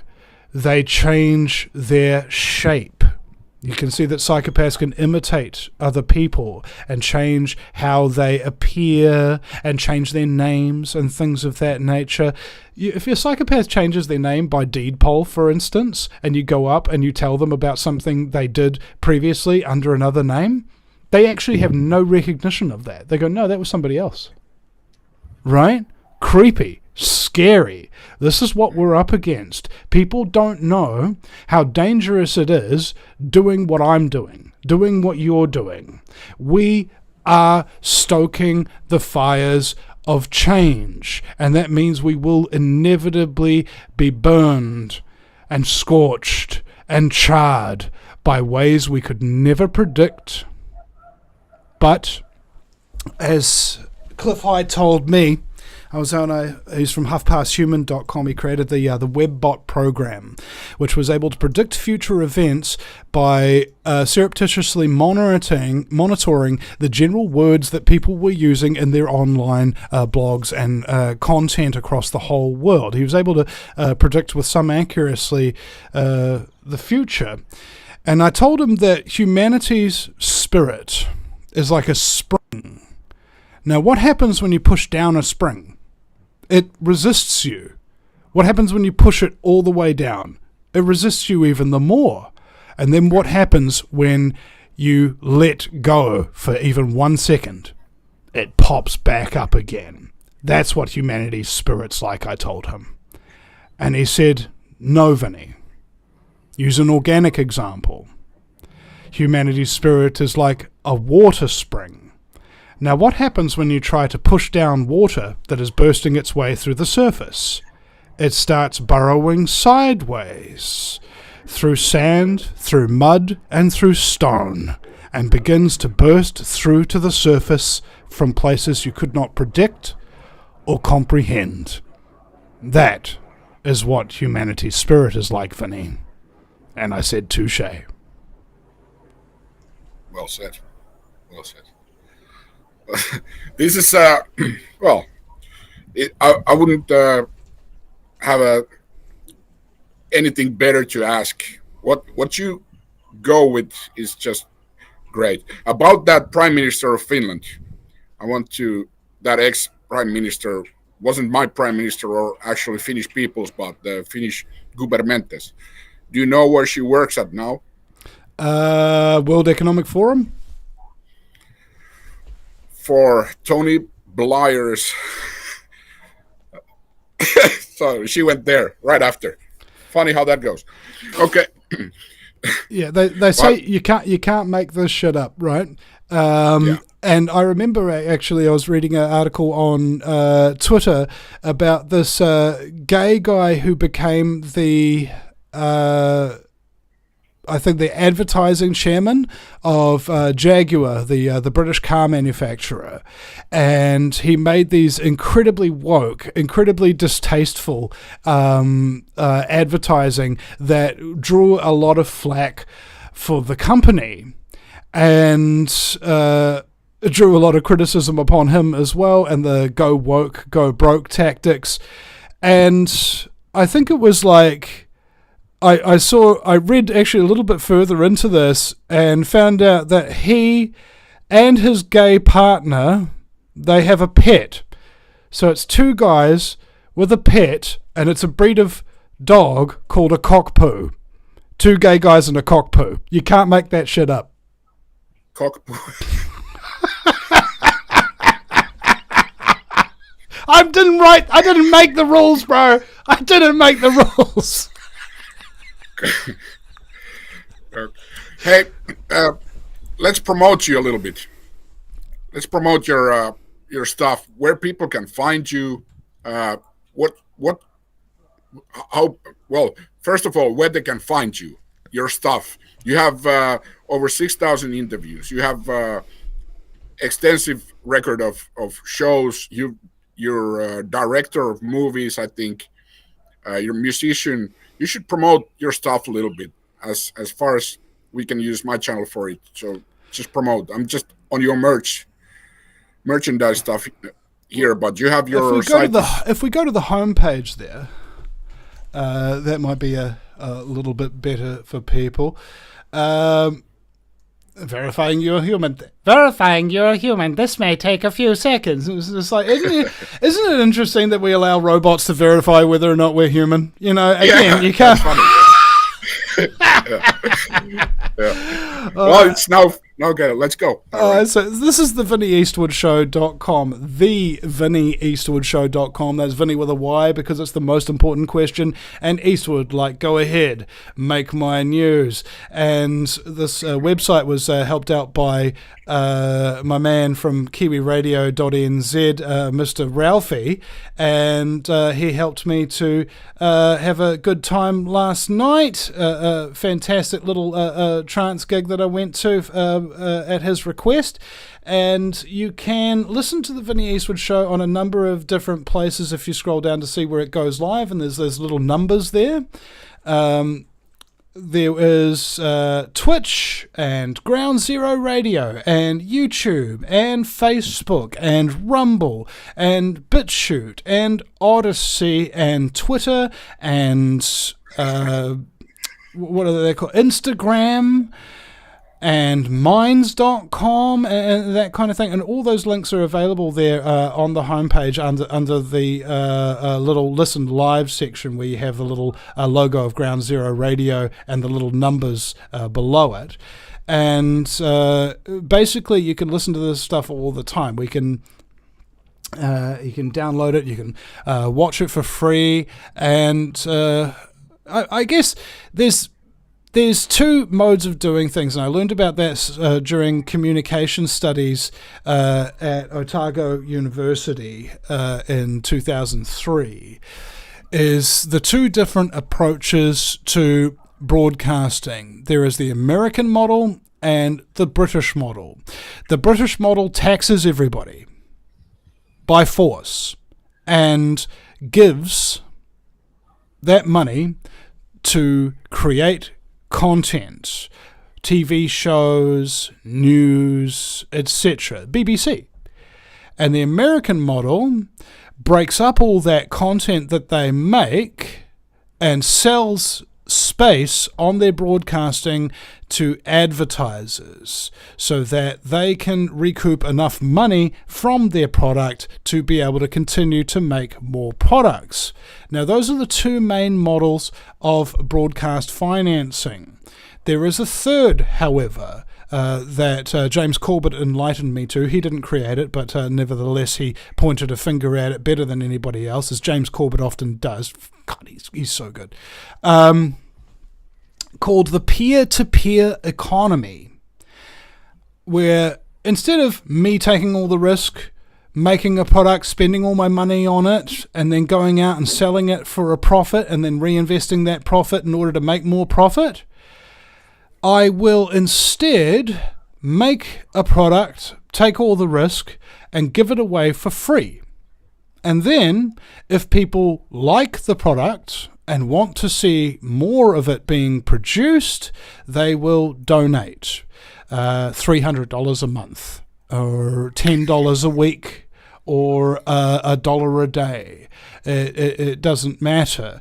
Every little thing helps to contribute to the overall running of the show. And I've been running for 16 years on this model, which is longer than any alternative media outlet in New Zealand by far.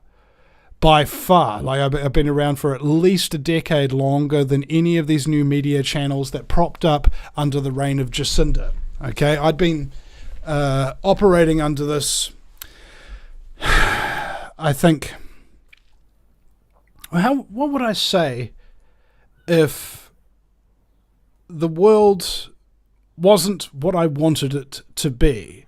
I would say that's not fair, that kind of thing. Let's do something about it. And so that's what I did.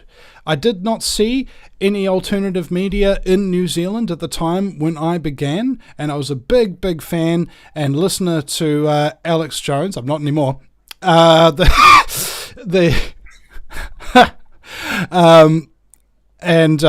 are reasons behind the way he operates, which are very, very different to the way that I operate. But he's much more successful than I will probably ever be, and good luck to him.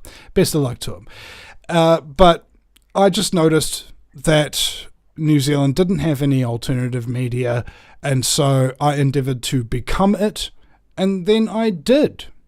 And then I got demonetized after the Christchurch mosque massacre, then deplatformed after COVID, and arrested during COVID, and financially ruined as a result of that court case, as well as being banned from accessing the internet as part of my bail conditions. So what that meant was I disappeared in almost every conceivable way, and almost nobody knows that I'm broadcasting nowadays that used to listen to me. You know, I had 65,000 subscribers, 6,500 videos, over 20,000 hours of published content that took me more than a decade to produce on YouTube, and that's gone. So, wonderfully, during my arrest, I have to give some special props now to all the people who've helped me. Ralphie's helped me with my website. Benny Max helped me with the green screen. DK has helped me with the mods on the thing. So has Alan Mosdale. But in terms of the archives of the Vinny Eastwood show, if you go to latest, you will see that latest dates back to 2016. Julia went through and downloaded all of the things, okay? All of my old content that I'd uploaded to Odyssey and BitChute and things of that nature, and she re-uploaded them and archived them for me at the time. So it was like nearly 8 years of content out of 16 that she archived for me, donating her time. I am unbelievably grateful to that. So that it means that a lot of the knowledge from people that I've interviewed on the show who are now not with us anymore is still there to a large degree, and I'm incredibly grateful for that. But unfortunately, barely anybody's seen those re-uploaded versions of the older broadcasts, because people are usually just interested in what's happening now, what's being released, and what's live, that kind of thing. But I would implore everybody to go through and have a look. You see all these terms that are coming up on the side, all these terms, Agenda 21, Agenda 2030, and so on and so forth. This scrolls for a long time. Everything from aliens to zoology, you know. And so if you want to know anything about anything, if you want to listen to almost anybody kind of thing, I've done practically everything. All right. But of course, there's things that I haven't done. And of course, there's subjects that I haven't covered just because I haven't gotten around to it yet. But at the end of the day, there is so much information there to be interpreted and enjoyed from all these people that I've had on the show over the many, many years that I've been going, and that knowledge is still there. Whatever curiosity that you have, whatever it is that strikes your mood about what you want to interpret, what you want to listen to, what you want to learn from, it is all there on that page for latest on the Vinny Eastwood show. Almost any name or topic that you can really think of, and that is up there for free, so that mankind at least has an option to go and listen to a show where there's only two rules. Be yourself, because if you're being yourself, you'll relax, and that relaxes the audience. And most importantly, the rule that Danny Romero from AmericanFreedomRadio.com, who gave me my first radio gig, have fun. Because if you're having fun, the audience will too. Yeah. I was guessing it's gonna be like a mind-blowing episode. It's been over the top. I'm very happy what you brought, and I wish people would go and see your stuff, support you as well. There's a lot of people I'm behind to support, but you are definitely one of them. And for a young man, you're like 10 years younger than me. I was born 76. I'm 48. You you seriously have knowledge more than me, and I'm not ignorant. I can tell you that. But you can explain the things like anybody who is a good explainer. Well, as you so I said, appreciate.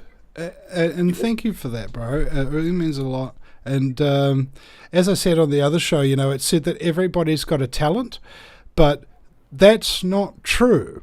Some people don't have a talent, and some people have got two. Well, I'm always saying to everybody, I don't have any talents, but I'll go with that. I want to be good at everything, so maybe that's my talent. Yeah, I mean, whereas I believe that I've got like 8 talents or something like that. So there's probably 7 guys out there who are fucking useless, just.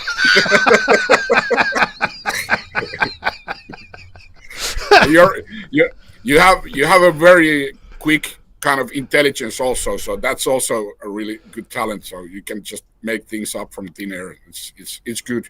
And I'm not talking about what we talked about before, like the serious shit, but you can make joke and you can read the room very easily. I can tell you that, and you know that. And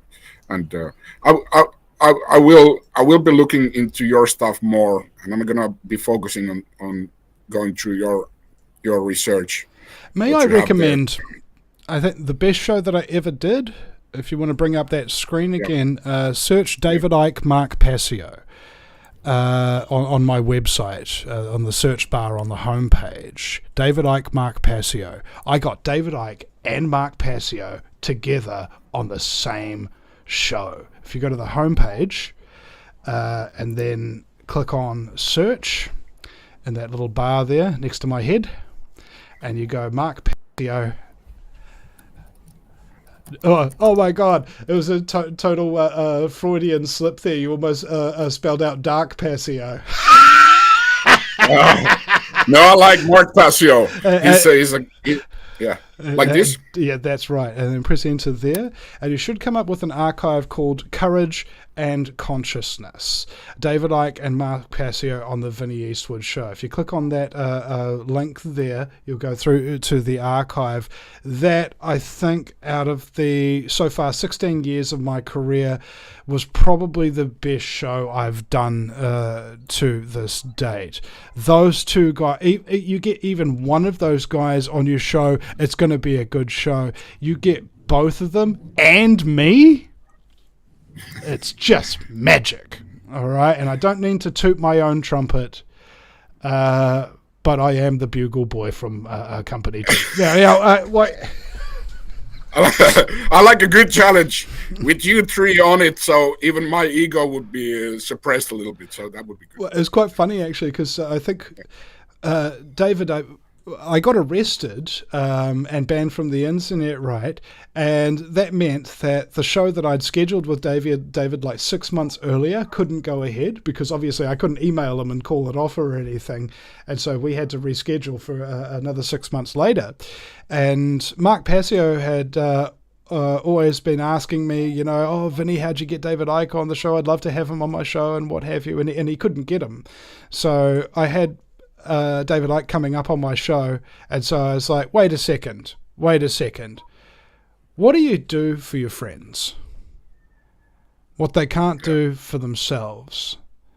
So that's why I brought Mark on the show, to meet his hero, David Icke, and have one of the most extraordinarily encouraging and conscious discussions that I think maybe anybody will ever hear. That's why it's, I think, maybe one of the best shows, if not the best shows that I ever done, and I highly recommend everybody do it. And if you are a talk radio show host, try and, if you can, try and get yourself Mark Passio on the show. Try and get yourself David Icke on the show. They won't be around forever. And if nothing else, just for the fact to say that you did do it. You got somebody who was incredibly enlightened. You got somebody who was incredibly well researched. You got somebody who was extraordinarily articulate. You got somebody who's actually able to encourage you, to give you courage, to enlighten you, to give you knowledge, coming from the Latin gnosis, right? This is what we're here to do. We're not here to believe. We're not here to think. We're here to know the truth, the inimitable truth. It was true when the universe began. It will be true when the universe ends. It is inimitable. It can't be imitated. It can't be interpolated. It is what it is. It isn't what it isn't. And just because things can be solid, that's not a bad thing. It just eliminates confusion. Because the reason why everybody's so confused these days is because that's what the intelligence agencies infiltrated the media and publishing in order to do, to confuse you so that you wouldn't know what's going on, so that you wouldn't be able to do anything to stop them. And I'll leave you with this. George Orwell's final words in an interview conducted by the BBC, he asked if there was a lesson to divine from this vision of a nightmarish totalitarian future. He said, if you want to interpret the meaning of it, it is this: don't let it happen. It's up to you. I want to say my thanks to you, and I want to say my highs to Luke Hurley and Jonathan Eisen. They're both your friends and very good people. I know them also, and thanks for Luke to fixing this up, basically this interview. And you went over the top, and I love it. I love it. There has to be a challenge, and people like you who have that knowledge. You always exceed the expectations. I love it. And Thanks, thank you, Brian. Vinny. Thank you. You're the man. I know. I get that a lot. All right. Thanks to everybody who subscribed, or let's not say subscribe, but maybe they will after this show also, but who supported and who watched us talk real shit. Oh, I almost forgot something. The last show that I did, I was really, really upset because I had to give my studio computer to my ex. And so I asked if people would donate to me some money so that I could get a new studio computer, because my old one's in the shop and won't be fixed for ages. And I needed about $1,000. And after that show, within 72 hours, I had the amount of money that I needed to get the new computer. And as you can see, this broadcast that we're doing, Riku, you are the first show that I have done with my new setup that was paid for within 72 hours of fundraising. When I did that fundraiser, it was a test to see whether or not there was still support out there for me, to see whether or not I could still continue broadcasting. And the support is there, and I can continue broadcasting. And I want all of you to know that have donated to me, that have supported me, that have shared my shows, that have left your little comments and your likes and your subscriptions and every little tiny thing that you do, all the word of mouth that you share, anything that in any way that shows some kind of support towards me. I just want to say thank you, guys. Thank you so much. I am incredibly grateful, and it is very humbling to know that I've spoken to my listeners, many of them over the years, and they're all the same kind of people. They've been traumatized, but they're cool. They've been fooled, but they're intelligent enough to realize it. They are talented. They are truly golden people.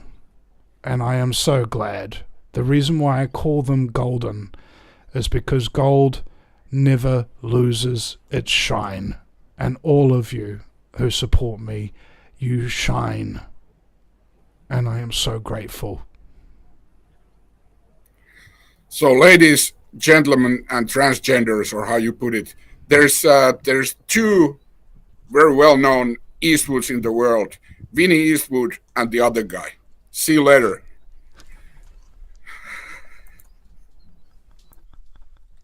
You're almost Santa, but only Santa.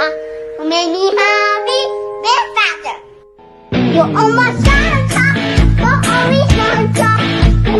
happy, it's not that way.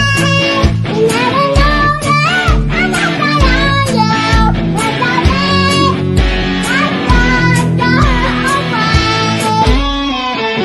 you. That's cute. Yeah, I used that in the end. That was great, man. Fuck you guys, Bloom, because I'm comparing you, of course, with the other like big guys, like I talked, like Max and Ule Dammegård, and David Weiss is going to be on my show again for a debate on the flat Earth. Not a debate with me, but with the other people, and then like conspiracy music guru and you fucking all you just go like you just go so high and so you just. Yeah.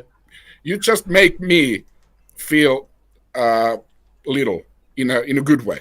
In a good way, it's not that I'm comparing myself as a person, but in the knowledge wise, you just go over. There's an old saying that we all stand on the shoulders of giants that we might reach the stars.